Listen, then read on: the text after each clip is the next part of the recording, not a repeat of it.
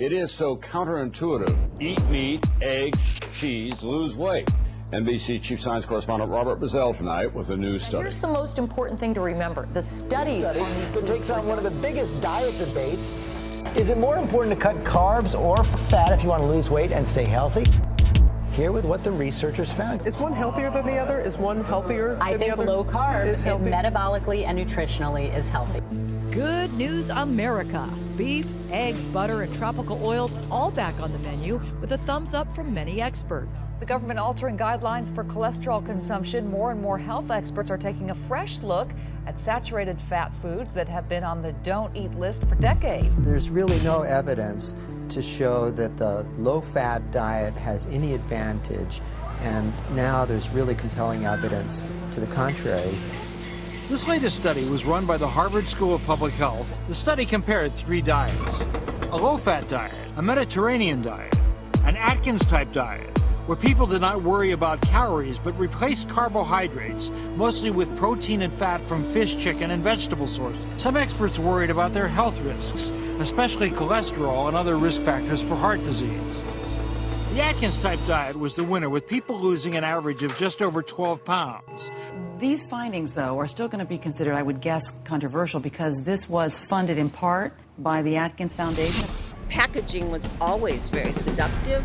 All in the media, The whole and magazines. media is about being thinner, being skinny, looking this way. And if you eat this way, you will have the body you want, you will have all the energy you want. Start losing weight today. I have tried probably every diet that exists. I've tried them all. Tried many different diets. Going back to college days, I tried Atkins. You know what, you name it. I was the Atkins diet. A million-year-old diet. Modern age The coming. most recent diet that I tried was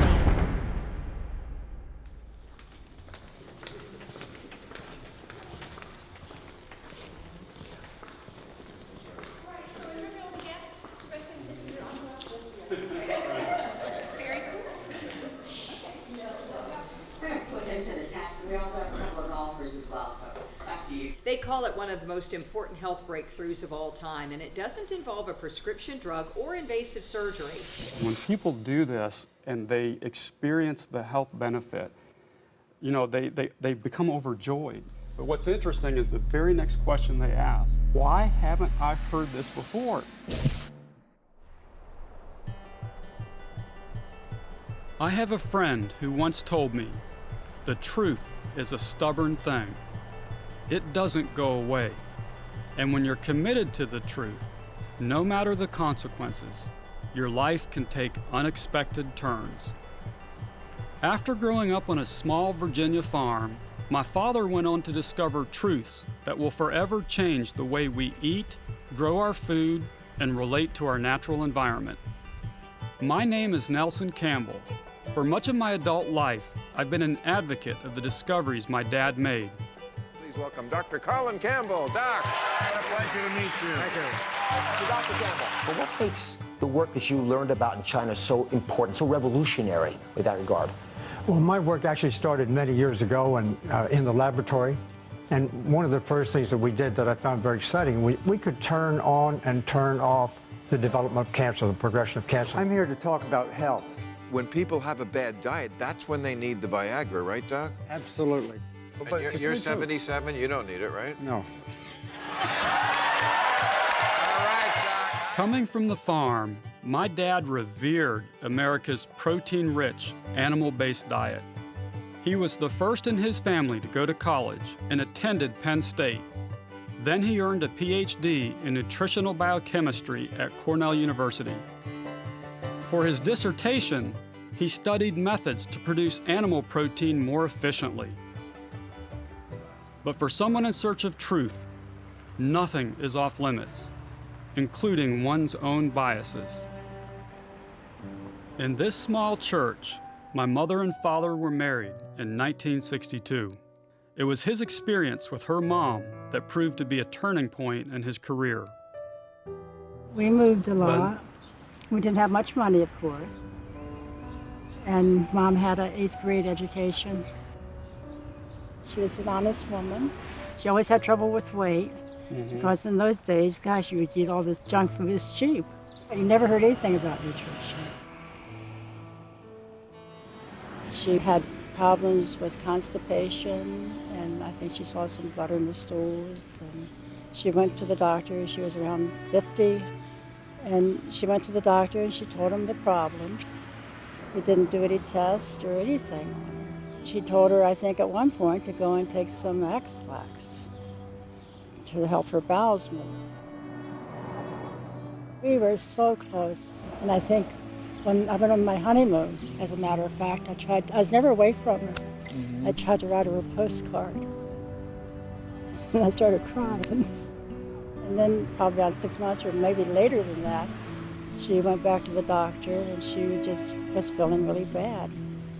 And then finally at this time, I guess they checked her out, and they said it was colon cancer, and they put her in the hospital, and she died that spring, the following spring.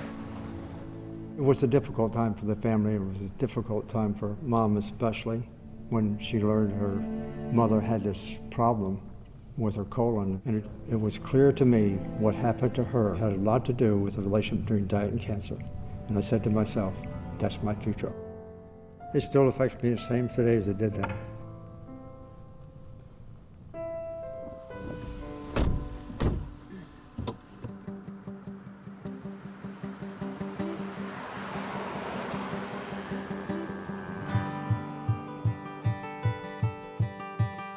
I first met Kim when we were 16, and we married 7 years later.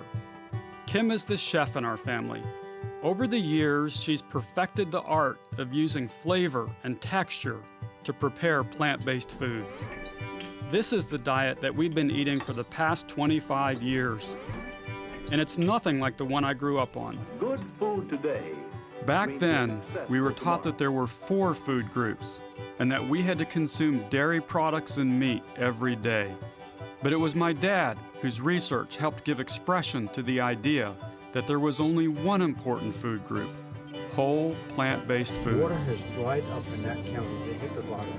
There's no water available in the county now. Wow. Anyway. I have many memories of growing up with my family. The most vivid ones come from this farm in the mountains of Virginia.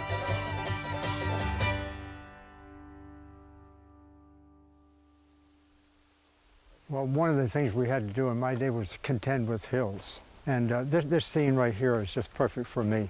Brings back old memories because I used to have to go get the cows in the morning. And I'd ride my horse down from up here and bring the dog and Laddie, and we'd come down here for hours and hours. You know the prices, of course. Their family had farmed this whole area through here for generations. This is actually the family cemetery. What this really speaks to is the fact that families stayed in the same place for hundreds of years. That's called stability.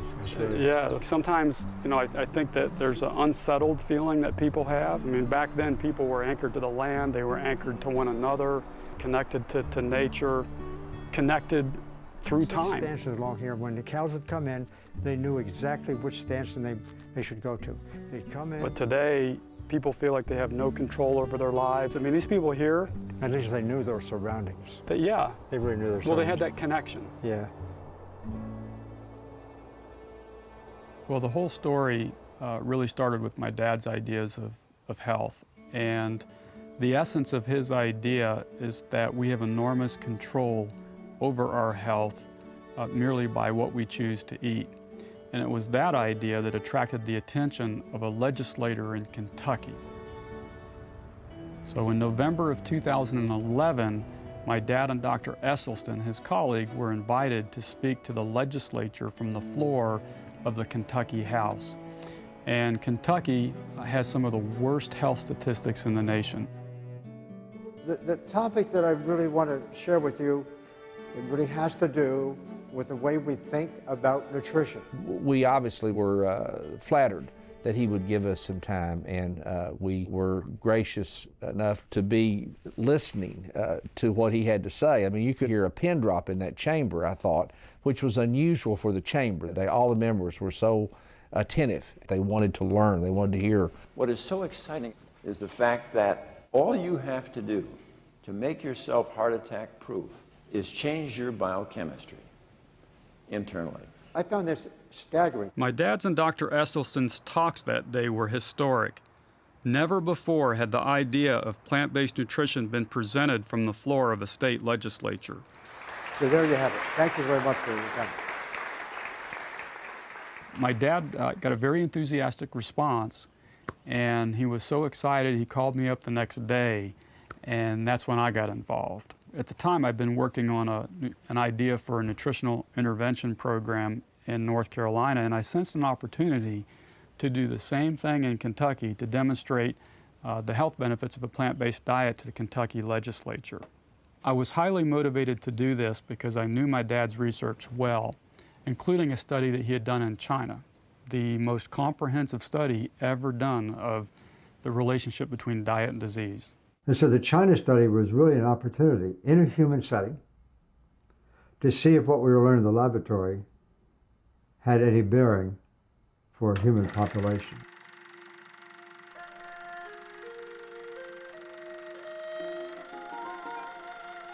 Well, at the time that we were organizing the China study, we knew that for about a dozen different cancers, they were very common in some counties in China and much less common in other counties. Just that observation was interesting.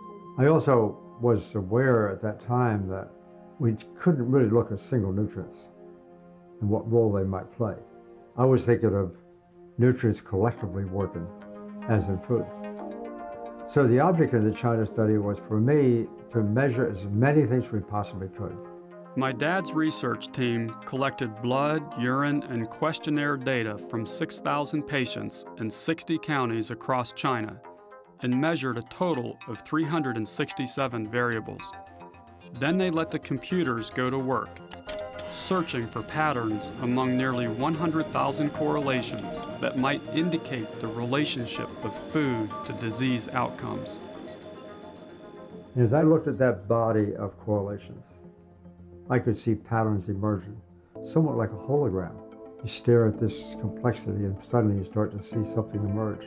And when I saw all of these variables in the food together with stuff in the blood, comparing it with all the disease outcomes, we tended to get the same answer. That the closer we would get to a whole food plant-based diet, the healthier we would be and the less disease we would incur. And that in turn was consistent with what I previously had been doing in the laboratory and what in fact also existed in literature from other places. My interest in the opportunity with the Kentucky legislature also stemmed from my knowledge of the history of this idea. For many years, researchers have suspected that animal protein is not optimal for human health. This information has sometimes bubbled to the surface only to get buried in a sea of misinformation because of the influence of industry and government. A perfect example of this was in the late 1970s with a Senate committee chaired by Senator George McGovern. So the McGovern Committee held a series of hearings and published a report, Dietary Goals for Americans. The Dietary Goals for Americans realized that many of the problems, the chronic diseases, were related to the increases in saturated fat and cholesterol and sugar, refined carbohydrate consumption. And so there was this shift towards we need to move towards some of the foods eaten by societies that weren't plagued by these chronic degenerative conditions. So if you look at the populations around the world that are not dying of our 10 leading killers, it is rural Africa and rural China. And they have kind of, in one sense, remarkably different diets, at the same time actually remarkably similar diets.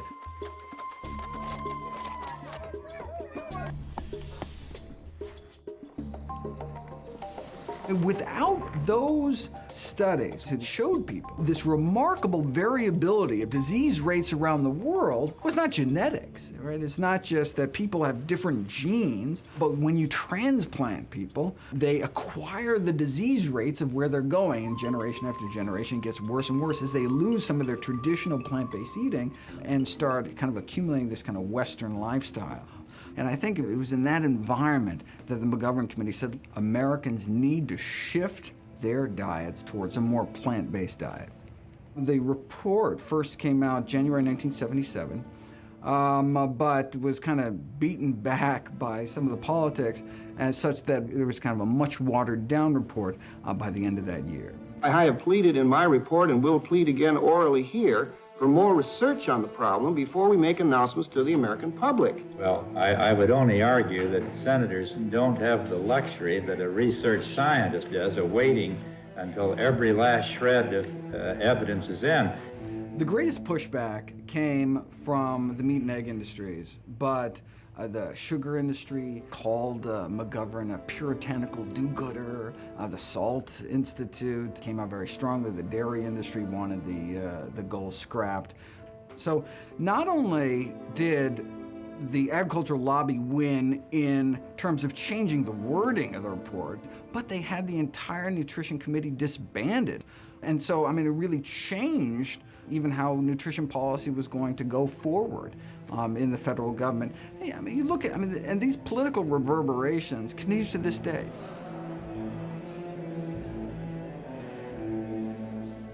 I saw good people making really stupid decisions. They didn't want to get crosswise of the mainstream. The mainstream being greatly influenced by the corporate sector. Dairy products, nature's most nearly perfect food. And remember this, Tom, where the demand for other may fluctuate over the years, not milk and its products. Because folks need milk every day as much as, well, almost as much as the oxygen in the air. I just saw these outside forces coming in and shaping our knowledge. Not only shaping our knowledge in very narrowly focused ways, but also working hard to keep this from the public. This is what is laying to waste. I mean, the most likely reason our loved ones will die is heart disease, which is completely preventable, treatable, often reversible.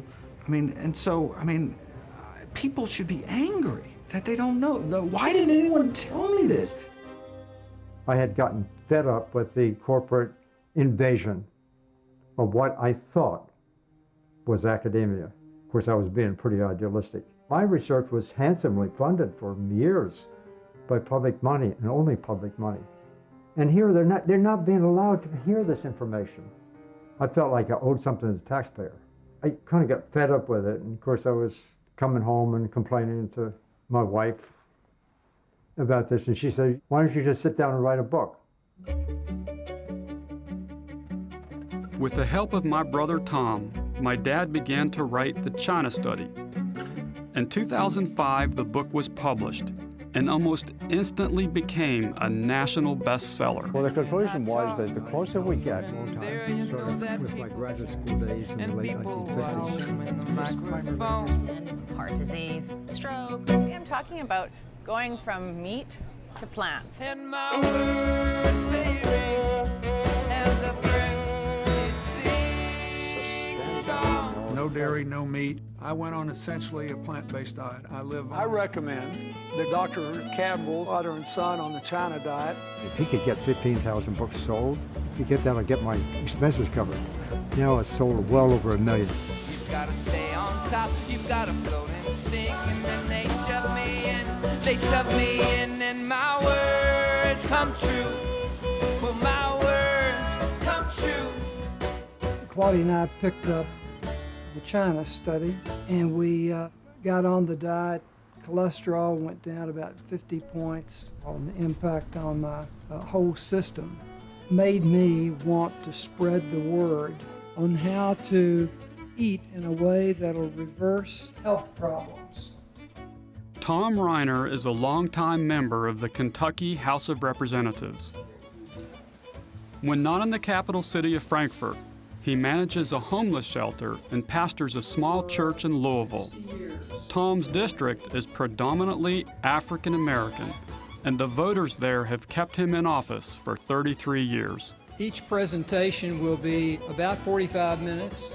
The speaker appointed me to represent the House on a joint House and Senate task force on childhood obesity, that we might help others in the fight for better health in Kentucky.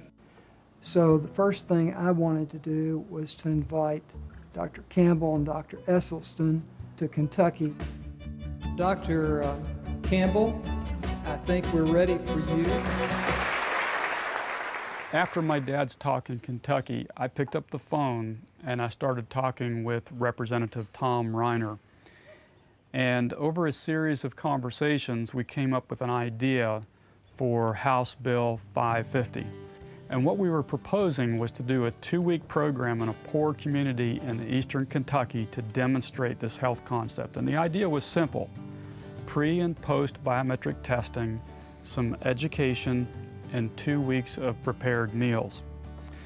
Now, we also offered to do this with our own financial resources, but with the understanding that upon success, we would have the opportunity to sit down with the state to discuss a statewide rollout strategy, initially focusing on low-income communities across Kentucky. I have a lot of confidence in Tom, what he does.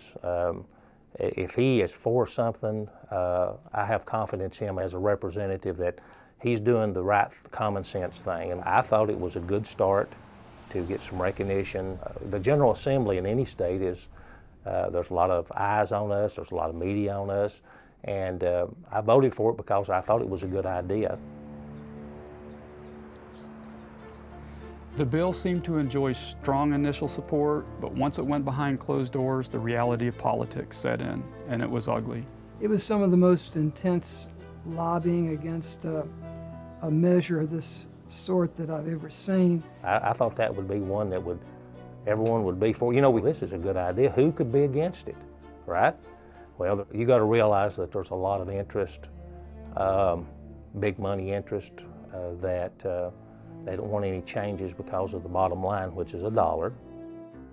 They would not hear it on the House floor unless I agreed to amendments. So it took something that had the strength of steel, and we, after we got through with it, it had the strength of Reynolds Wrap. You know, we had put a lot into this, and so I was deeply disappointed when we failed. And I got wind that it was the agricultural lobby who had undermined our bill, and it got me to thinking, who were they representing? This experience lit something within me. Special interests had killed our proposal, but not our idea. I decided to do the pilot project anyway, on my own, back home in North Carolina. It was at this point that we decided to document this. I'd never made a film before, but felt like this could be a story worth sharing. For years, the wellness industry has targeted the upper income, college town kind of demographic. So in thinking about where to do our pilot project, we thought first of the nearby community of Chapel Hill. I knew we could succeed in a town dominated by North Carolina's flagship university, but decided instead on a more mainstream community. Home to just over 12,000 residents, Mebane is a town west of Chapel Hill, with rolling farmland on its outskirts and tree-lined neighborhood streets, plenty of churches, and a quaint downtown area. This is a beautiful small town, and this here's the main street. The atmosphere is one of southern charm. It's just a lovely place to live. Everybody pretty much knows everybody. I think that it creates kind of like a sense of family. We're in the land of barbecue here. Some of the world's best barbecues here in North Carolina. And as a kid growing up, that was one of my favorite flavors. But we're also in what some people refer to as the stroke belt. Well, typically the South is known for fried food, but I would say probably a lot of red meat, chicken, yeah, probably fried up, the better, French fries, all that good stuff. I just can't imagine life without meat, I guess. Any kind of meat. I love meat. Bacon. Love bacon. Fried chicken and green beans. The green beans with bacon and butter and stuff like that. Well, why don't you just throw out the green beans and eat the bacon and butter? Yeah. You know, a lot of people think an idea like this won't take hold in a community where people are used to eating this way. But I don't believe that for a second, and it's why I wanted to come here. My reaction when Nelson made the proposal to do a jump start in small town Mebane was a little bit shocking. I was very concerned about whether or not people would be open to the idea of doing plant-based. The culture in rural America, I don't care what state you're in, is that everything revolves around food and unhealthy food.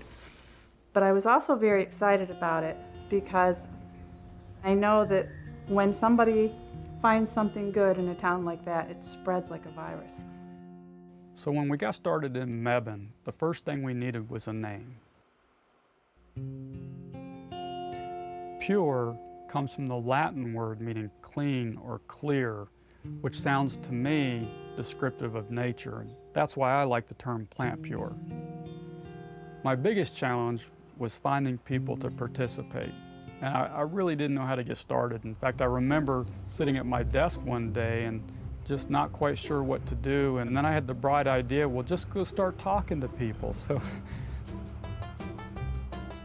I went down to the town's only coffee shop and I started talking with the store manager and her mother. Ended up having a great conversation. And turns out they were very helpful to me in helping to recruit the initial participants. Blood pressure, cholesterol, insulin, and arthritis. Italian dishes, you know, a few Mexican dishes, a lot of just plain old, good old-fashioned American dishes. Right. Hey Terry, Hey. we just got a small building and we're going to be using that as a place where we make the food available and do jump starts and do classes. So I was finally able to find 16 people to participate in a program that we were calling our Plant Pure Jumpstart program. And the first step in that program is biometric testing. So to do that, I went out and I recruited a biometric testing company. We use analyzers where we can create what we call a motivational moment. So we provide results immediately, so we can sit there at that point in time and say, you need to make a change. Our message transcends political and cultural boundaries. First of all, personal responsibility. So then we sat everyone down and we had a 2-hour education session. This doesn't take very long at all. Also, guys, with tempeh, there's usually a local person that makes it. And then that was followed by 10 days of freshly prepared meals. And to do that, we used the kitchen space at Reed's. We started out with a lot of traditional recipes and we veganized them. Some examples are we made lasagna and stuffed it with tofu and added a lot of spinach and mushrooms. We used spaghetti and meatballs. We had a meatloaf, which was a lentil loaf, not a meatloaf. And as we went further, we added some quinoa. We added some unusual burgers. I'm thinking of the edamame burger and different things. So when I found that initial group, I tried really hard to get a cross-section of the community. So we had a politician, a business executive, a journalist, and a local cattle farming couple. This is something that's very important to me when we talk about this idea of plant-based nutrition. We will do it again in 10 days. To me, the essence of what we're doing here is we're talking about taking control of your health out of the hands of the industry and government and putting it back to you. Okay, so this is the idea here. The words that people oftentimes use to describe this are vegetarian or vegan, but it's a whole foods plant-based diet. Do you want 3-bean jambalaya? Whole foods is important because you can be a junk food vegan. You can eat lots of sugar and oil and be very unhealthy. So the meal plan that we're going to be giving you is made from all whole foods components.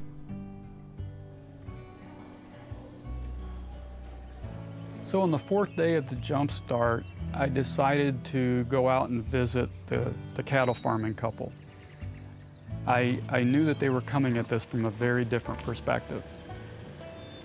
I remember we had that first session, and I remember you specifically saying, that you had some skepticism because you were the carnivore in the group, and I like that honest feedback. But I'm just curious how you're feeling now. Yeah, I actually feel good. You know, I sleep well. I've totally enjoyed everything I've eaten so far. I'm not bloated feeling.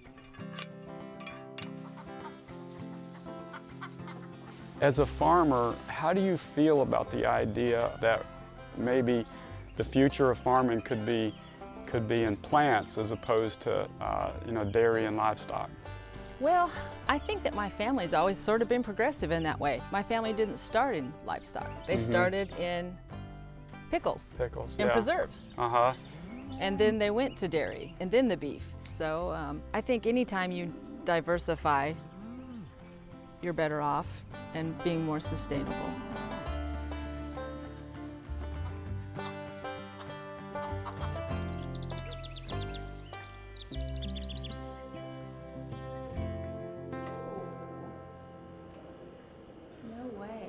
So your total cholesterol was 176, and it went down to 139. Your LDL went from 84 to, I can't tell how much there is because there's less than 45. Really? Yeah. Can't get any better than that. Thank Pretty you. fine. Triglycerides were 153, which was at risk, and they dropped to 66. My goodness, that kept me from getting the best life insurance rate that I could get, the triglycerides being high before. So that's... Your LDL? Average cholesterol fell from 196 to 148.5. LDL cholesterol went from 118 down to 86. Every single person here had significant improvement. The first jump start went really well, so we decided, well, let's see how far we can take this. And so we decided to do a second jump start. In organizing that jump start, I thought about someone who had participated in the first jump start, Aubrey Metter. As I participated in that 10-day jump start, I saw great results for me. I realized that, this can have a significant impact on my health, and if it helps me this much, I'd love to bring this to our employees and see what it could do for our whole employee base. This is an opportunity for you to sort of serve as a case study for employers across the country. Creating a better workplace environment was probably my #1 motivation to want to bring this year. Hoping to reduce our healthcare costs, that's certainly something that's top of mind for everybody. The aggregate amount of money that we spent on healthcare in the United States in 2012 was about $2.8 trillion, about $8,912 for every man, woman, and child in the United States. The healthcare cost trajectory is out of control because the consumers are not in charge. And because we've grown up with the system, we don't realize how strange it is. But if you go to a clinic or hospital and ask in advance what it costs, you got a very strange look. It means one of two things. Either you're uninsured or you're crazy. Why would you want to know the price? And so the system spins out of control. It'd be as if you went to a restaurant, ordered a splendid bottle of wine, and said, I don't care what it costs, let Blue Shield or Medicare or Aetna worry about the thing. The system goes haywire.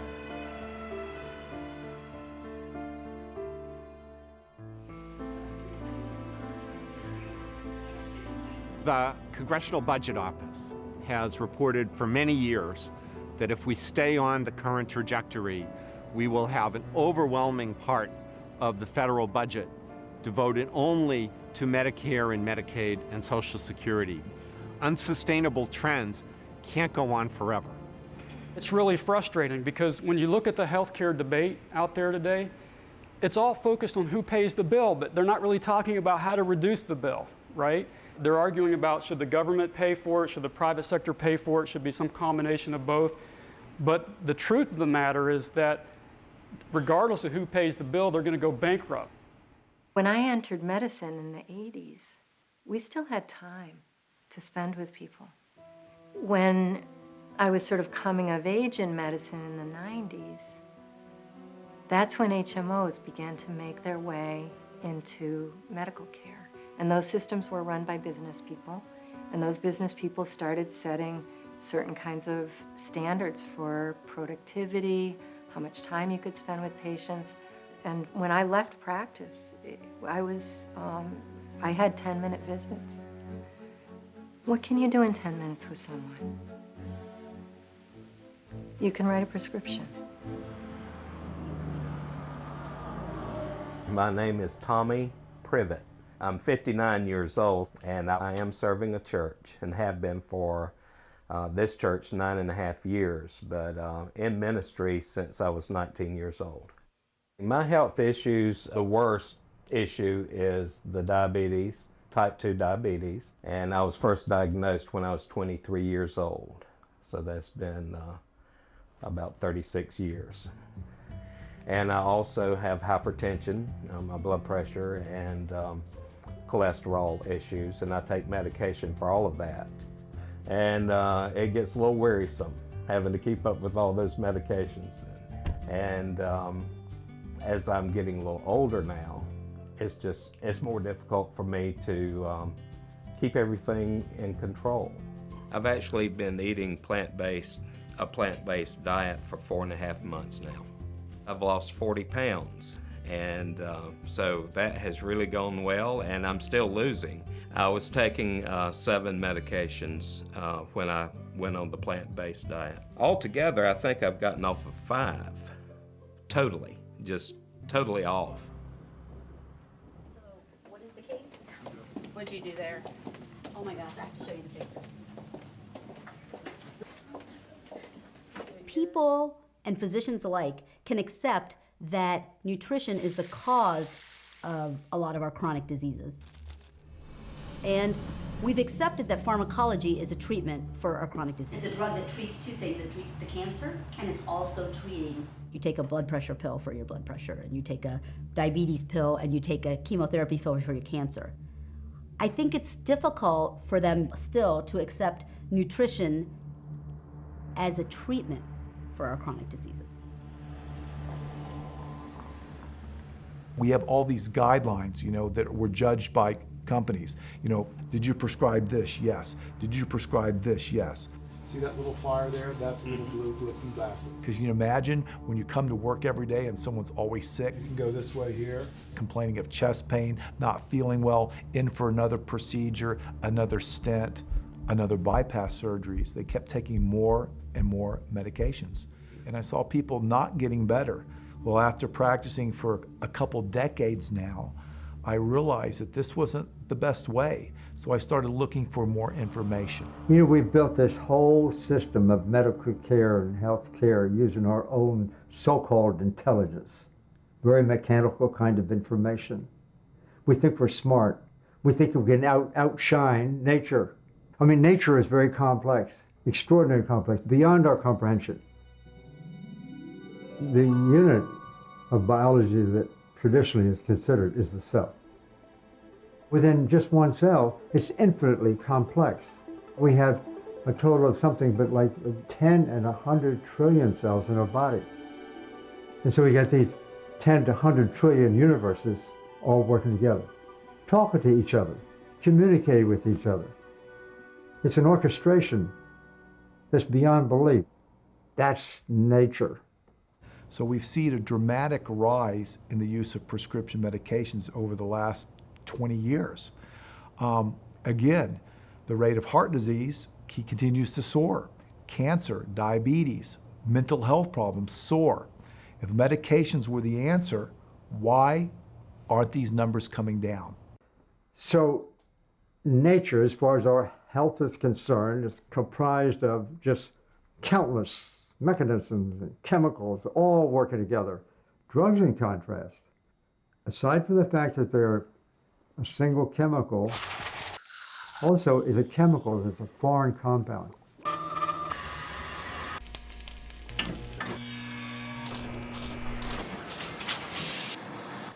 It has toxic properties. It only stands to reason. That kind of approach causes side effects. And all one needs to do watch the television. Women should not take or handle Navidart due to risk of a specific birth defect, constipation, and abnormal Tell your doctor if you experience increased gambling, sexual, or other intense urges. In extreme cases, this can lead to coma or death, or if you have muscle movements that cannot be stopped. Suicidal thoughts or actions. Tell your doctor right away if you have an allergic reaction that causes swelling of the face, lips, tongue, or throat, or affects your breathing. And just look at all the listed side effects that they have to put there. And rest assured, that's the ones they have to put there, because somebody told them to. There's still more that never make that cut. Only 2 countries in the world allow pharmaceutical companies to advertise directly to consumers on television: the United States and New Zealand. This advertising is highly effective. A recent Harvard study found that 3 of 4 people who ask for a drug from their physician get it. 70% of Americans today are now taking 1 drug. Over 50% are taking 2 drugs, and 20% are taking 5 or more drugs.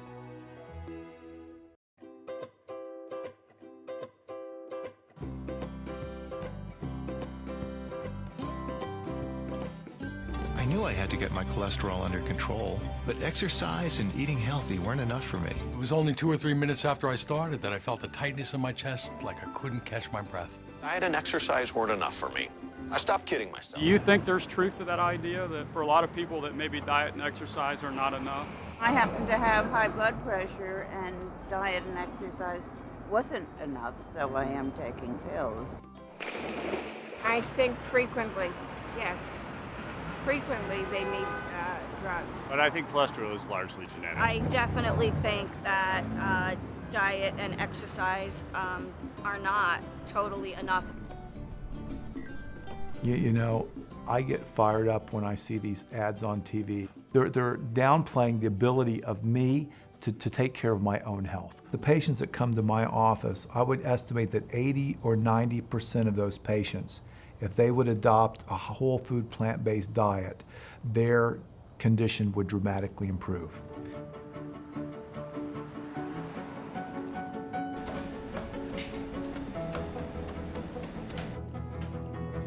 When we did the Mebane Jumpstart, the very first Jumpstart, we offered 10 days of food, and we offered a lunch and a dinner, and nothing was ever repeated. So they had a completely new recipe, new entree at every meal. So it was exciting for the people coming in. So it's really about eating whole plant-based food, whole grains, and the fruits and vegetables and nuts and all of that. And the Jumpstarts were getting bigger. And then we rented a kitchen and we started producing out of that kitchen, which was a really nice, large-sized kitchen. We brought in a couple extra chefs and hired some more people, and that's when it became a real system, and it was interesting to watch.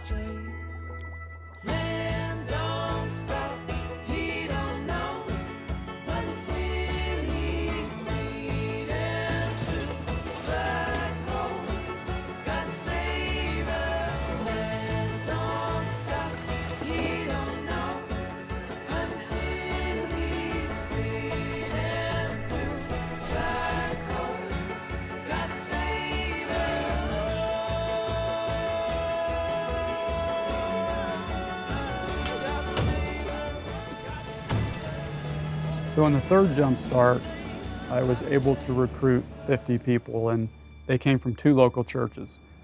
And we're gonna let Nelson come, and then he's gonna take it from there. Amen. One of those churches was located about 10 miles or so north of town out in the countryside. This is an idea that comes from nature, and we know where nature comes from. In fact, this idea is more powerful than any medicine that any doctor could ever prescribe. For Nelson to come in, I was really interested, and I felt like the Lord had led him there. That's what I felt like. I said, this is for me. Because I had also gone to the doctor that same day and got some bad news. Because the doctor had actually told me that, okay, I'm a type 2 diabetic. I'm on glucotrol and metformin. She told me, she said, your next step is insulin. She told me there's no cure for diabetes. She said, type 2 diabetes, there's no cure, Patty. And when I left that doctor's office that day, I was discouraged and I was depressed. how many hours do doctors get of nutrition training? I personally didn't get any through medical school, residency, or fellowship. I got no classes in nutrition in medical school. I don't believe nowadays that people get a lot of nutrition in medical school. It probably varies from school to school, but it's not a lot of hours. When I read the China study, my emotional reaction to it was one of horror, that I did not know any of this information and that I had been practicing medicine poorly. As I think back on it, I didn't know anything about nutrition. Good. What is that, Kayla? A house. A house. You saw a lot of houses last night, didn't you? Sure. The doctor called me to give me my results. Patty, I said, yes, ma'am. I want to give you your total cholesterol numbers. You're doing great. You're down 60 points. I said, oh, good. Continue to take your Provocol, Patty. I said, I sure will. I never opened the bottle. I don't even know what the medicine is.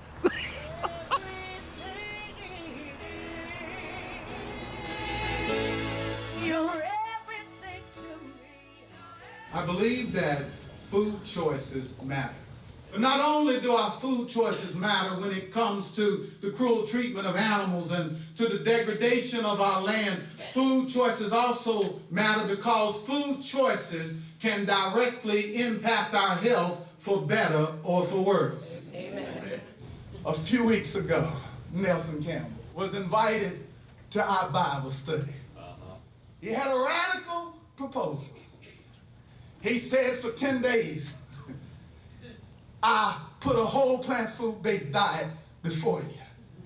Now I ask you to put it to the test. Yeah. Those of us who tried the whole plant food-based diet for 10 days, we saw remarkable drops. All right, come on. Oh, y'all know right about it. In our cholesterol levels, in our weight, and in our blood sugar levels. Those of us who tried this whole plant food-based diet for 10 days can testify which diet is better. All right. Every day it seems like there's another fad diet that's out there, and one example of this is the low-carb diet. They emerge every now and then, and the idea is you're leaving out the potatoes and rice and so forth. What it really is an animal-based diet. You'll hear people say that on a low-carb diet you lose weight, you get healthy. When you look at what happens to people over the long run, a great many of them, their cholesterols go up, their heart risk goes up, their long-term cancer risk goes up. The evidence supporting a whole foods plant-based diet is overwhelming. We have hundreds, if not thousands of studies. One of the diseases that people are most concerned about is cancer, and for good reason. A number of studies strongly suggest that a whole foods plant-based diet is not just good for preventing cancer, it also may be powerful for changing the course of cancer once it's been diagnosed. And this is an area ripe for more study. Anybody who speaks against the health benefits of a whole foods plant-based diet either just doesn't know the facts or they've got some economic interest that's at play here. The facts are overwhelming. My favorite foods are fruits. And being on the plant-based diets, I can eat my fruits now without running my blood sugar numbers up out the sky. They started out, remember, at 340, 350. That's when I first started. Now I'm at 100 and between 125, 130. Once I got back into the doctor's office to see my favorite doctor, we're sitting there and she's talking and I said, you need to be telling the other patients about it because if it helped me, it'll help them. She acted like she didn't hear me. She did. She acted like she didn't hear me. I think physicians are scared. They're really scared that patients are just going to eat fruits and vegetables and they're not going to take their treatments. And that's not what we're saying, at least not what I'm saying. I'm saying let's have a cohesive relationship between diet and pharmacotherapy. I think that physicians are scared because they don't know how to prescribe a diet.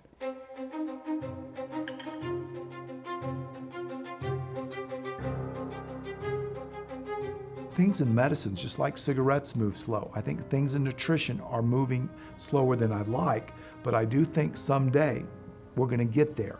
And I do think if we don't fall in line with that, there's going to be repercussions. Now, is it possible that someday, if you don't discuss a whole food plant-based diet with your patients, could that be considered malpractice? This is up for lawyers and attorneys to decide. But if we think about this logically, we just want what's best for our patients. And as a physician, as I come across new knowledge that's evidence-based, as I've seen my patients' lives change, as I've seen my life change, I would feel guilty and I would feel great remorse if I didn't try to introduce these principles into my patients' lives. I don't need to beat myself up. Your total cholesterol is 150. But my intention is to do this. And if Is that accurate? Yep. Is that thing working? Is that? And we say that what you may find. You are kidding me. Triglycerides are 98. They were 395. Are you sure that's accurate? Holy moly. Oh, really? Yeah. Wow. Total cholesterol is 277, went to 150. This is going to be a lifestyle. It's amazing. That's awesome. Wow.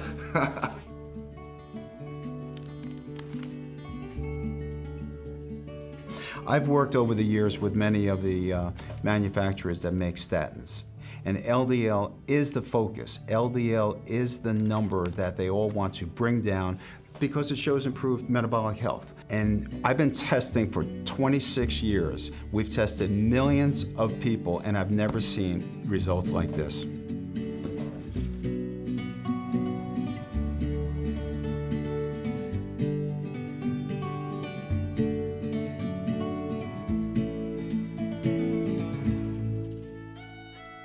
In 6 months, we completed 5 jump starts, each one larger than the one before, ending with a final group of 130 people. Feeling confident, I decided to take these results back to Kentucky to re-engage with the folks who thought they had killed our idea of a pilot project.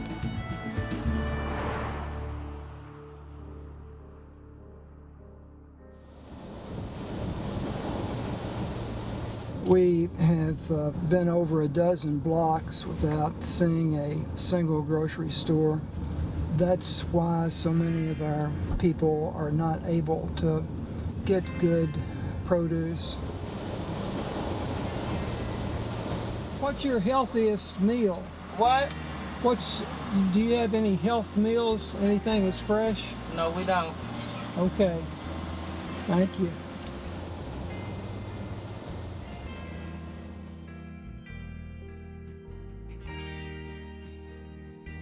About 23 million people in America live in food deserts. And in a country where 1 in 5 kids lives in poverty, there are tens of millions more who can't buy anything but cheap, processed foods.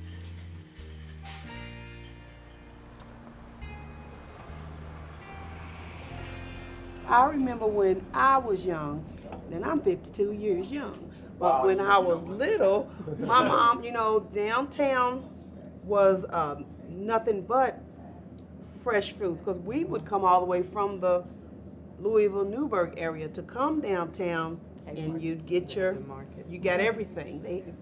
It was a market. The Haymarket. Yeah. The Haymarket. Right. So see, that was a big thing. A lot of families would go, and it'd be crowded, and because you're getting fresh everything. What happened to that market? I don't know, but it's been gone. It's gone. It's a parking lot now. We don't know what it is now to get a real fresh tomato. Everything is shipped in. What I resent is everything is shipped in. It would be super and absolutely wonderful if we can get our local farmers back growing our vegetables again, and where we can have decent vegetables and not have to pay an arm and leg for them. They taste better. Oh, they just melt in your mouth. We need to get our local farmers back out here growing stuff again. I resent the fact that we don't have local people to actually grow vegetables. The small family farm in America is nearing extinction. The total number of farms has fallen from about 7 million in 1935 to about 2 million today.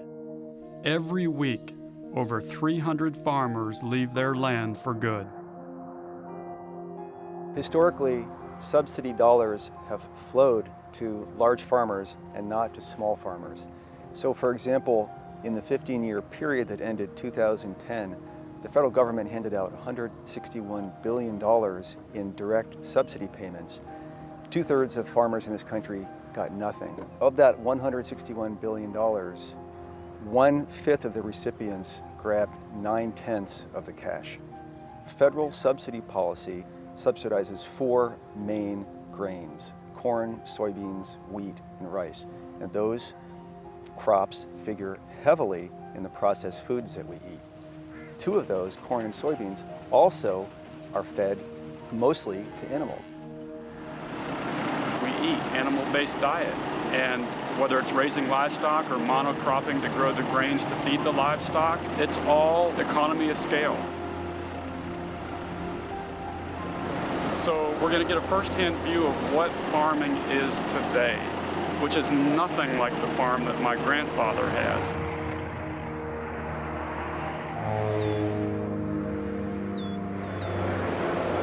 So this right here is what they use for monocropping.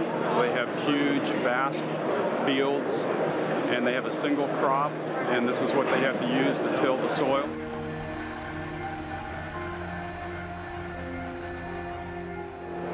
That machine right there, which is built like a Mack truck, is used to saturate the foods that we eat with noxious chemicals.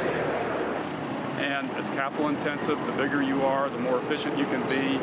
And of course, in the past, federal subsidies had the effect of driving down prices. So these guys can survive in that environment and prosper, but the little guy can't. The little guy who doesn't have access to this kind of equipment, this kind of land, this kind of capital, it's impossible.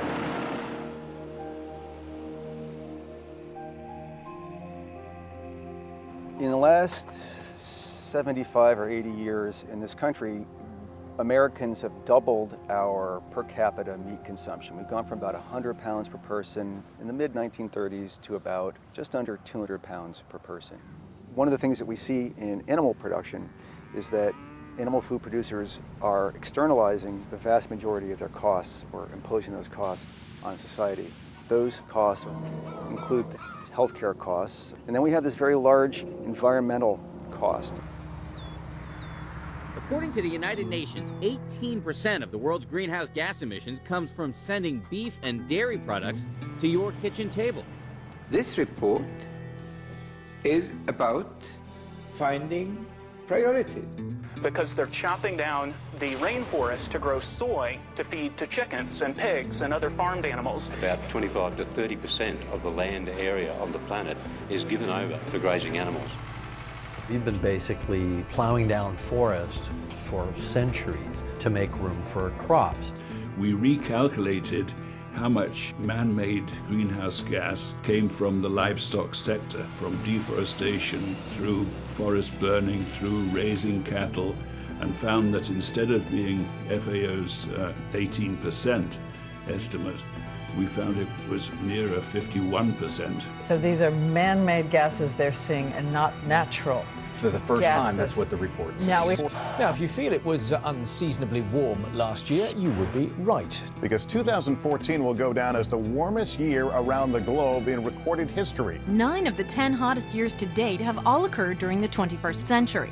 Aseguran que el año 2014 ha sido el más caluroso jamás registrado. Sur l'année complète, la température moyenne au sol et sur les océans a été 0,69 degrés au-dessus. If we focus on animal agriculture, we can reduce warming, but also in the longer term, it's 1/5 the cost of anything else that's on the table. We have to reduce livestock production. In parallel with that, we have to plant more trees. We can act. We can walk over to the thermostat and we can change it. We can turn down the heat on this planet.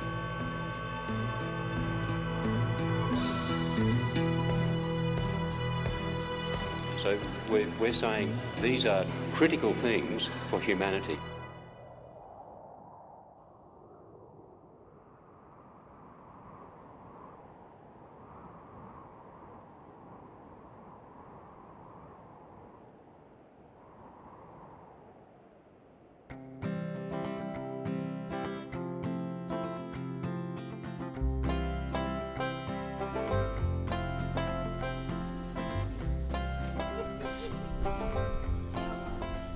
In both Kentucky and North Carolina, I've seen hints of a very different future.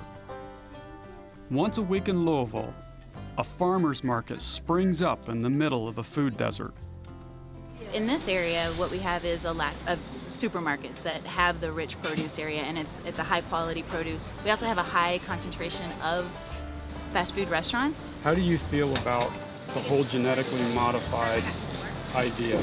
Well, I don't think you should be changing the DA in anything. That, you know, the earth is pure. You know, when you start changing stuff and it's not really coming from the nourishment of the ground, that where it should come from. I think if the consumer is aware of what's going on, the consumer will find what the consumer wants. And the business model would then be you follow, you know, the demand. And I think that'll all work out to the benefit of the small farmers, and in a lot of cases, a less processed product. Now, have you noticed over the past 10 years that you've been involved in this, have you noticed an increase in interest or demand for locally grown food? Certainly. Back when I started in this, there were 3 farmers markets here in Louisville. We started the 3rd one. Now there's about 26. It's actually happening. A lot of new people coming into small-scale farming.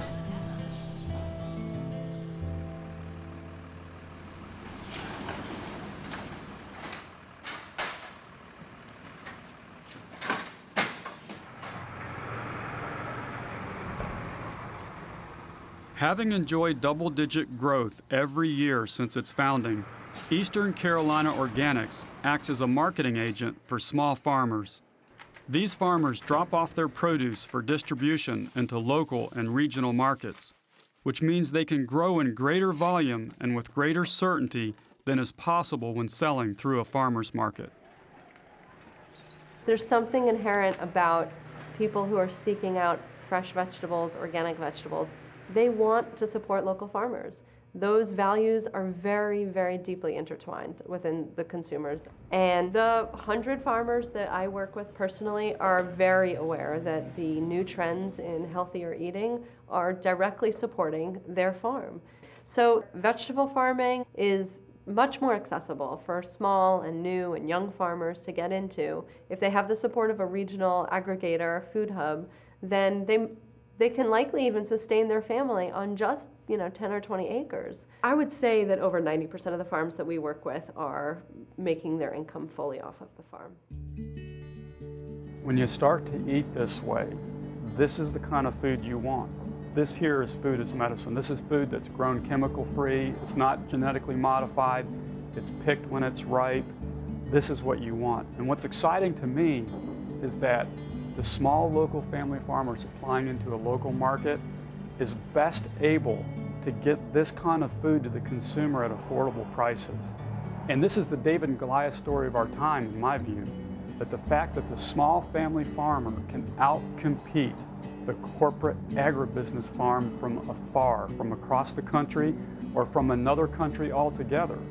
And that's what's exciting to me, is what this could do for the small family farmer.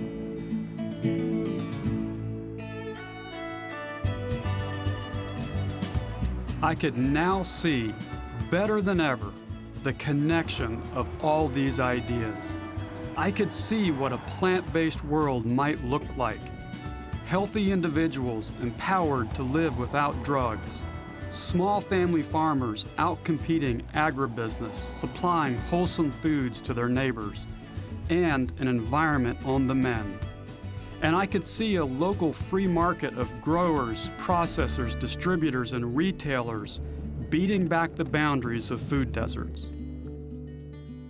When I arrived in Kentucky, I met with Tom Reiner, and we decided to pursue a strategy to force government to do something that it has a hard time doing these days, which is acknowledging facts that are unsettling to rich and powerful interests, but vital to the interests of the people.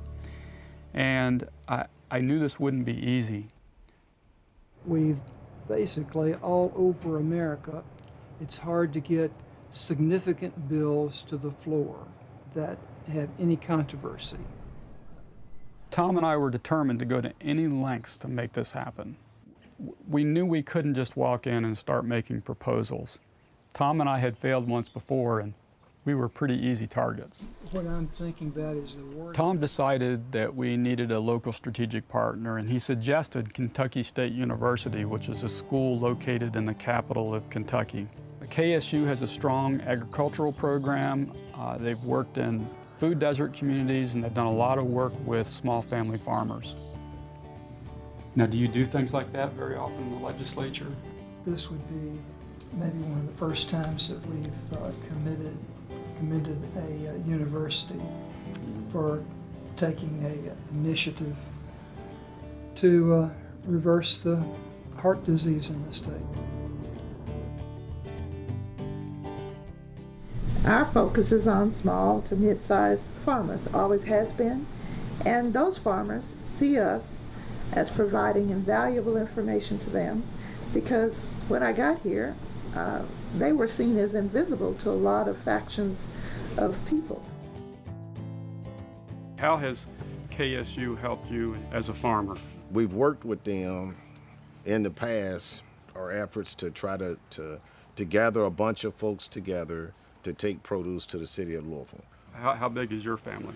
Do you have kids? I have one son, and I hope he'll be a farmer, but farming is hard work. The reality is there's a lot of stuff out there, and he may try something else. So if there was one thing that you could say to the American public or to the legislators in Frankfort, Kentucky, about why it's important to save the family farm, what would you say? America's built on independence, entrepreneurship, and all that. If we keep that in place, we can still stay a leader in the world in some things. If you start getting rid of all small farmers, small businesses, those kind, you don't support them, then eventually it's just going to be one big, large corporation, and everybody's subject to its fallacy. It's really a pretty crafty idea to get KSU involved, and I think we've come up with a strategy that utilizes the relationship with KSU, and so kind of concealing ourselves and working our way into the political process here to the point where we have an audience. And then once we have an audience, we can tell our story. But that's just the nature of politics. You have to play the game sometimes to win the game. Kind of an interesting process, though, to go through. So you didn't know you were going to get drafted into drafting legislation. I know. Proposed legislation is first assigned to a committee for review. Only after getting through the committee can it be assigned to the floor for debate and a vote. Throughout this process, a bill or resolution can be amended, tabled, or rejected outright. So that we could get a fair hearing, we decided to begin with a resolution simply acknowledging the work of KSU. Later, Tom would propose an amendment to this resolution, a formal finding of fact statement recognizing the truth of plant-based nutrition. This was our ultimate goal. Designating February as the Kentucky State University Heart. With the wording set, we submitted our resolution. And within a day, we got a phone call from someone who had the authority to kill this whole effort. We received a phone call, Tom did, from Speaker Stumbo after the legislation was submitted.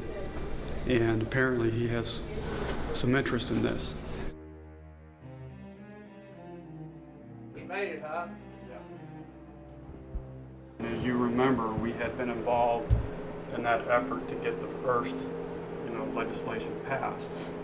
And it went into committee and, kind of basically got killed by lobbyists. And the legislation was by the beef cattle people. Yeah. The legislation was to promote this idea of whole foods, plant-based nutrition. Now, you would think that in 10 days you wouldn't see that much change. That no one had ever heard of this idea. But I got these folks together, and they had tremendous results. So I just think it's a wonderful opportunity to do the right thing. And well, I congratulate you on your efforts, and I'll be happy to help you any way I can. Representative Reiner lobbies pretty hard for your causes, and I think a lot of him. And obviously, Kentucky has a very bad problem with diet. We're traditionally looked upon as one of the most unhealthy states in the nation. And so anything we can do to help you, we'll be happy to. But I think with your support, I think that could make the difference, and really, really appreciate that. We got the support of the Speaker, so we decided to request that our resolution go to a committee chaired by someone friendly to the Speaker, the chairman of the Appropriations and Revenue Committee. Once in committee, where we could offer some powerful testimony, we would add our finding of fact statement acknowledging the facts of plant-based nutrition. Hey, Dad. I'm sitting here with Tom, and Tom has some interesting news. He heard that the chairman of the committee does not want you to come and testify. He's afraid that it's going to cause a big row and that the whole committee will vote against the resolution. Well, that's just really disappointing. I think it's time for people within the political arena to take some responsibility. Sorry about that, but I know, Tom, you've done a great job. Because of the chairman's reaction, we became concerned that he was suspecting that there was more to this than met the eye. So that's when we decided not to offer our amendment in committee, but to wait until we got to the House floor, assuming we got through committee. And in fact, that day we were so paranoid that Tom suggested that I not come to the committee hearing. Representative Brown, would you like to give us a brief description of the resolution? Yes, basically it's a resolution commending Kentucky State University for what they're doing in the food desert. Information about the work that KSU is doing to help small farmers. We became involved in this program several years ago, and we have a program of I think if it's not clear, it can be troublesome for you later on, that's all. We have a motion by Representative Wayne, seconded by Representative Prim, that we adopt the title amendment. All in favor, please say aye. Aye. All opposed? Dr. Sice, thank you very much. Thank you very much. We appreciate it. Both of you. It could not have been more of a slam dunk. I've never been in a meeting, committee room, where I saw a bill go any faster than this. In Kentucky, a legislative finding of fact is important. It can be used as a basis for future legislation, and it also can be referenced in a court of law. Our goal was the boldest statement ever by any government anywhere.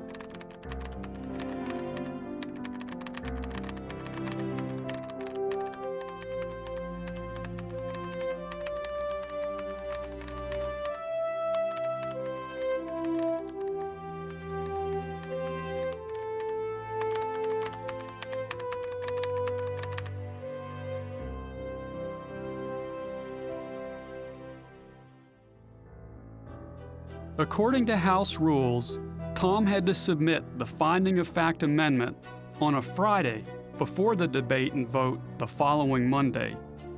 As expected, our amendment provoked a strong reaction. I'm really nervous. Didn't sleep much at all last night. I just kept thinking about this. We put a lot of work into this, and it's all coming down to one big event, and I have no idea what's going to happen. Also, we've had a 2.5-week delay because Tom broke his hip. He steps to the Capitol and slipped on some ice, and that was 2 days before he was going to go down to the floor to give a speech and have this bill voted on. Good to see you. Yeah, it's exciting today. It's going to be a good day. Yeah, you think so? Yes, I do. Oh, I love your enthusiasm. So we've been concerned all along that we were going to get discovered But here we are today. We've made it, and we're here, and we're ready to go. So we'll see what happens. A representative from the Speaker's office and a representative from the majority floor speaker, they came and they asked me, they said, you know, there's a big stir. People are upset about the amendment. And you're not going to call that, are you, today? And I said, well, I've got to at least discuss it. And then finally, the majority floor leader himself came over and spoke to me. He said, well, they would appreciate it if I didn't call for a vote on it. Despite this resistance, we had one thing in our favor. Tom had personally sat down and walked almost 80 of the 100 members through my dad's book. No legislature anywhere has as much awareness of these ideas as in the Kentucky House. House Resolution 77, a resolution commending Kentucky State University for its efforts promoting public health and designating February as Kentucky State University Heart Healthy Month. Representative Reiner. Chair recognizes the gentleman from Jefferson, 41. In 2012, I worked with Dr. Campbell's son, Nelson, on drafting House Bill 550 to improve the health of an at-risk Kentucky community. After lobbyists pressured members to kill the project, those resources were diverted to help a rural community in North Carolina. Over several months, Nelson Campbell conducted 10-day jump starts, putting people on a plant-based diet. Those with total cholesterol of 175 or higher experienced an average of 20% drop. Many participants had the option of getting off medications for type 2 diabetes as well as cholesterol-lowering medication. God only knows how many lives could have been saved had these truths about improving the health of our people not been suppressed for nearly a half a century. Suppression of truth to please lobbyists for billion-dollar corporations is a device used by dictators, not by virtuous American leaders. Today is our opportunity to lead by recognizing the most basic truths about good nutrition. This short amendment reads, numerous scientific studies now confirm that a whole foods diet comprised primarily of vegetables, fruits, grains, legumes, and nuts without added oil, sugar, and salt is optimal for human health, not only preventing a broad range of diseases and illnesses, but also reversing some of the most dangerous chronic conditions. This finding is of the highest importance to the Commonwealth because it communicates a truth that has the power to save lives. Mr. Speaker, I move adoption and call for a roll call vote on House Floor Amendment number 1. Motion made and motion seconded for adoption of House Floor Amendment number 1 to House Resolution 77. Is there discussion? The chair recognizes the gentleman from Harrison. Thank you, Mr. Speaker, and certainly the gentleman from Jefferson is bringing us something he is very concerned about, and we all want to be healthier. But, Mr. Speaker, I do have a concern with the amendment because in looking at the amendment, it looks like the absence of perhaps meat as part of your diet seems to be taking us in a direction that is possibly not the best direction for all Kentuckians. So I would have to, in great respect for my friend from Jefferson, but I would have to ask us to oppose this amendment. Questions on adoption of House Floor Amendment number 1. Chair recognizes the gentleman from Jefferson, 35. I'd like to speak on the amendment, Mr. Speaker. To respond to the gentleman from Harrison, I think if you read the amendment carefully, the word primarily is there. Diet based primarily on some of these plants. And I don't think that contradicts anything that, that the medical community is advising these days. Questions on the adoption of House Floor Amendment number 1 to House Resolution 77. Is there further discussion? Chair recognizes the gentleman from Allen, 22. Thank you, Mr. Speaker, and I would rise in complete respect for the gentleman's and the emphasis on placing more plant product into our body and less animal product. But I would remind the body that America has, over the long term, had a protein-rich diet that has allowed us to be progressive in so many ways.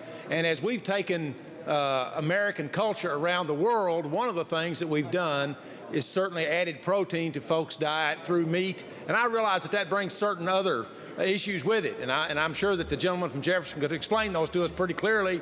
The China study is a really interesting piece, and I think there's a lot to be learned from it.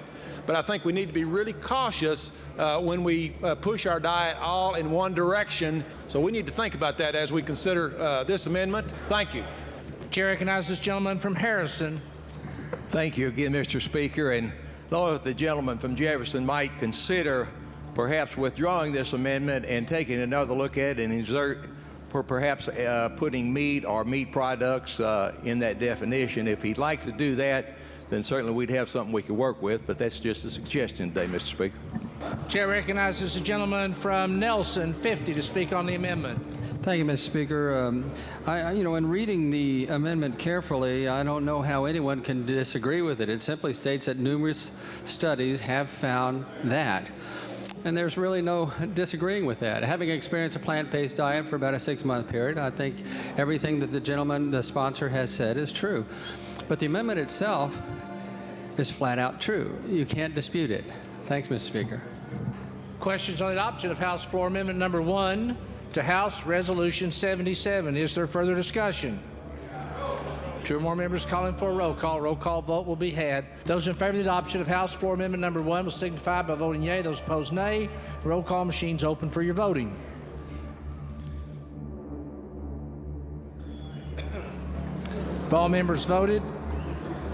Any member wishing to change or explain his or her vote? Have all members voted?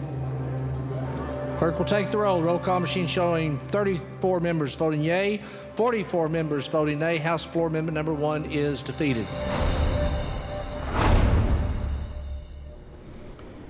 Agribusiness is so big in their districts that this would be an election issue that could knock them right out of the box. There wasn't any money attached to it. It was just a paragraph on a resolution, and yet they couldn't even vote in favor of that. Well, the truth is a stubborn thing. It doesn't go away. Yeah.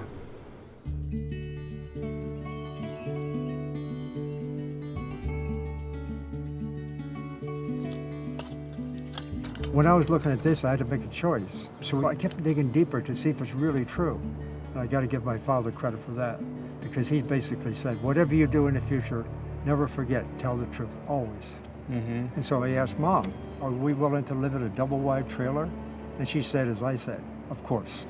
Because telling the truth was what was most important. It was the only thing that mattered. If I lost my job, I could lose my job. Mm-hmm. It didn't make a difference. It's been said by many people many times over, I'm sure, but telling the truth is a sense of freedom. If I had to tell something that wasn't quite right or give it a different sort of cast a different light on it, I would never feel free from my own, my own sense of self. I couldn't. Dr. Campbell certainly has been a good person to get the word out. He's sort of a Johnny Appleseed on information, getting it out there, spreading the good word, and he certainly got my attention. That's the key thing, get the information out. The government will be the last to get it. Politicians are followers. Who do they follow? They will follow the voters. They call it one of the most important health breakthroughs of all time, and it doesn't involve a prescription drug or invasive surgery. Instead, it calls for the classic advice we've heard since we were children. Eat your veggies. All good. Sounds simple enough, but difficult to convince those who were raised on Southern comfort foods like meat and potatoes. Well, it all began when a nutritional scientist inspired a Kentucky state representative to propose that pilot program that could potentially prove the health benefits of a plant-based diet. We're getting ready to hold the first rally of this kind that we're aware of anywhere. I think there's an incredible potential for a movement to emerge. And in any movement, the first step is always the hardest. It's not just going to come down as a mandate from government. Big societal change never comes that way. Fundamentally, it's going to come from people who are taking the effort at the grassroots level. We sort of used guerrilla tactics to try to get local media exposure. We got in the feature section of the paper. We were in a couple magazines. We had 3 radio interviews. And when people move to this way of eating, they discover. We want them first and foremost to understand the incredible power they have over their own power. We got on the morning show in Louisville. Which leads to another plateau of emotional freedom. And when people do this and they experience the health benefit, you know, they become overjoyed. But what's interesting is the very next question they ask, the very next thing they say is, why haven't I heard this before? I'm really nervous. Our thesis is that we've got to change this world from the bottom up. And for me personally, I need to see a crowd here tonight to vindicate that idea. And I don't know if we're going to get that or not. I have no idea who's going to show up. We'll have to wait and see.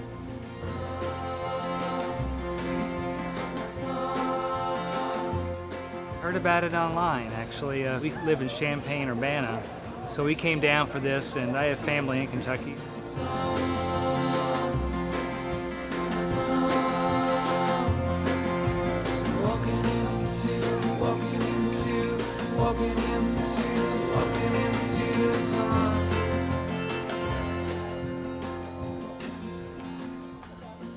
And now I have the pleasure of introducing Nelson Campbell.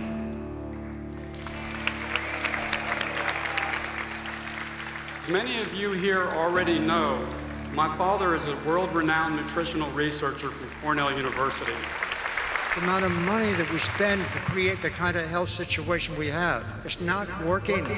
Our system is about gaining wealth for the few. Unfortunately, at the expense of the health of the many.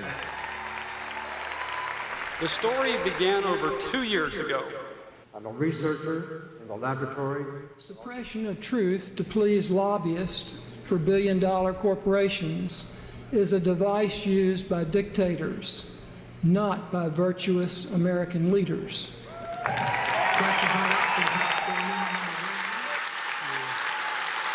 Roll call machine's open for your voting.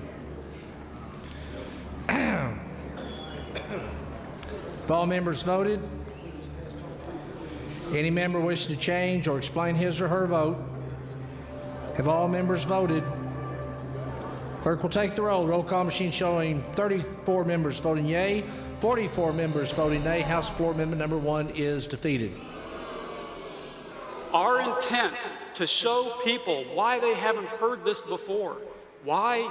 Because revolutions can't start without awareness. The question is, how do we foster a revolution like that? And so our strategy is a very humble one, and it's people-centric. Because the reality is that this idea is actually quite simple. It's something that is accessible to everyone. It's something that people can share with those around them. We're going to work to create a national grassroots movement.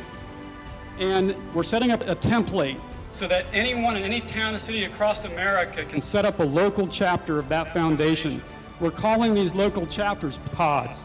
And we're going to be creating local pods that enable people to be activists within their own communities. So we're going to be planting a lot of seeds. We believe that we need to launch a movement that engages millions of people everywhere to fix a problem that industry and government have largely created. I hope this rally tonight marks the beginning of an organized movement to bring about this change. And we have an exciting vision to share, the vision of a plant-pure nation. In this plant-pure nation, our kids grow up full of health and life. In this nation, we age gracefully, not wasting away in illness and in nursing homes. How does that sound?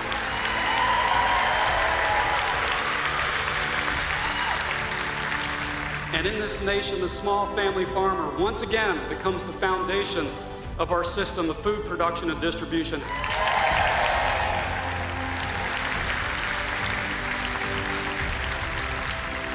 And in this plant-pure nation, we no longer raise billions of animals for slaughter in inhumane conditions behind the public eye.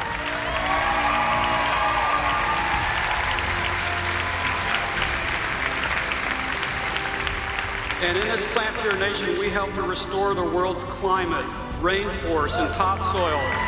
This is a plant-pure nation.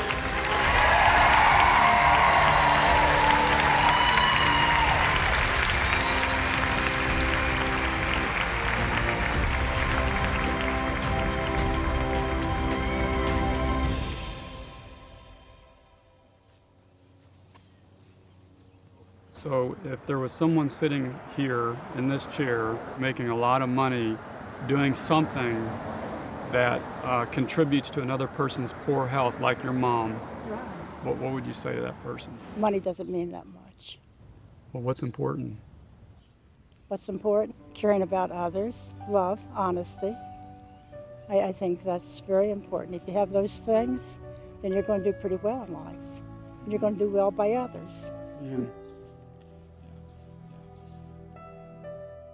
Although this story takes place in America, it is relevant to people and nations everywhere. And it is a story bigger than one of health alone. It's also about how we can solve our problems. We often look up to politicians and institutions to lead us from a distance. But if we want to take back our future, perhaps we ought to stop looking up and start looking within and around ourselves for solutions.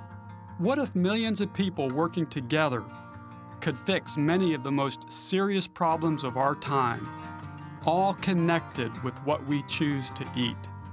It sometimes seems we face historic challenges, but this only means we have an unprecedented opportunity to make a better world. The future is bright. All we need to do is see it. It starts with one is all it takes. It starts with one step, you're on your way. A revolution starts with one.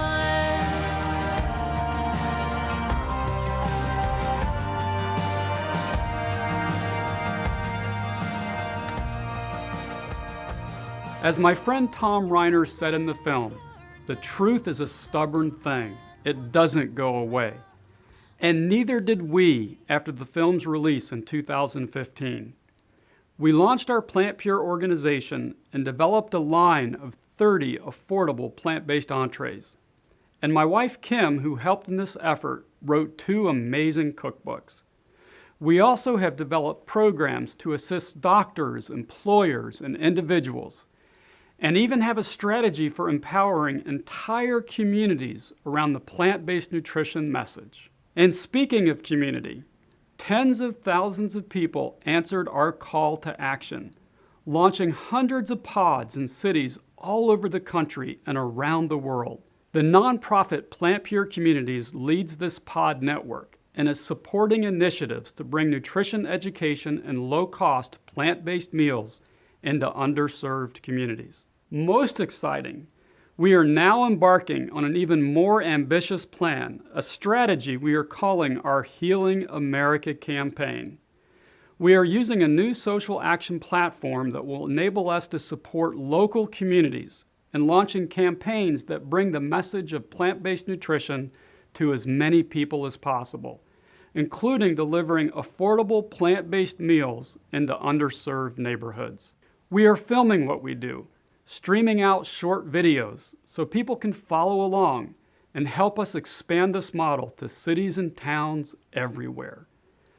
We also are producing a feature film as a sequel to Plant Pure Nation. We have developed an exciting storyline that goes beyond health to include the urgent issue of climate change, and strategies for political and economic reform based on the idea of empowering local communities to fix social and environmental problems, and not just in the United States, but in countries around the world. We believe we will never heal one another and our planet until we empower people everywhere to fix problems, focusing first on their own communities. We are committed to a peaceful revolution of people helping people and acting boldly to preserve this beautiful blue-green planet we all call home. Please join us by visiting healingamericatogether.com. We encourage you to share this link with as many people as possible. There is power in awareness and power in numbers. Thank you for your support. One voice, one love, but the truth is beating strong. You're the heart that is its song. All across these wonderlands, people start to take a stand, spreading like a wildfire, one life at a time. Oh, it starts